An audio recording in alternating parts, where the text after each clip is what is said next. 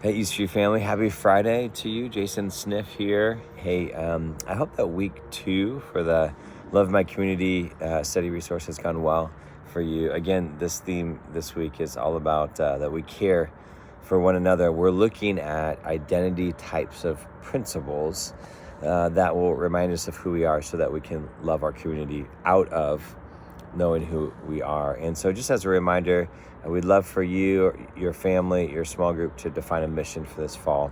If you haven't done that already, just check out eastview.church/LMC and you'll find another number of options there. That's for LMC. Today I want to jump back into John 12. It's a bright morning out today. I really hope that your spirits are good today.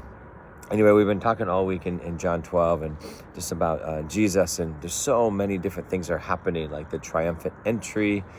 He's talking with Greeks. He's teaching profound things. There's just this crescendo that's happening. And then all of a sudden, we come across these verses at the very end that are just a little bit odd. It says this, and I'm looking at John 12:36. When Jesus had said all these things, he departed and hid himself from them. He departed and he hid himself. Literally, this is happening, and he just goes, whoop, and he hides himself. He departs from this. I wonder if there's something for us to learn here today. I don't think this is a rash decision. As we have read through the book of John, we see that there's a pattern here with Jesus, that either at a pinnacle moment, Jesus retreats, spends time with his Father, or we see that regular rhythm, that daily habit where he is retreating away, where he departs from the temptations and the crowds, and he just spends time with his heavenly Father. And so it actually isn't out of the blue if we look at the context of Jesus and his life, because we just see those reoccurring thoughts and those reoccurring moments of, I want to be with my Father more than anything else in our life. Think about the feeding of the 5,000. Right after that, Jesus went away, and he spent some time alone. And so what can we learn from all this?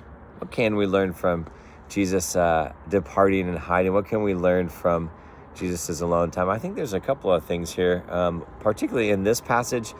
It is right after Jesus made this very powerful statement, which has to do with the metaphor of light. He says this in verse 35, the light is among you for just a little while longer, so walk while you have the light, lest darkness overtake you. The one who walks in the darkness does not know where he's going. While you have the light, believe in the light. He's literally saying, like, guys, I am here for just a little while longer. Believe in me. And so then in this particular passage, he's exemplifying what happens when the light leaves. I just wonder what it was like in Jerusalem. You have this crescendo, then all of a sudden, where's Jesus? Where did he go? What is going on? It's kind of like our life where we might get distracted by a lot of things that are happening. And all of a sudden we're like, wait a minute. Where's Jesus in this? So maybe there's a takeaway for us today. I think it's a couple of things. One is taking a look at Jesus' alone time. Why did he do it? I've always come back to these kind of couple things. One is that we just need to breathe and rest regularly, way more than we think that we do.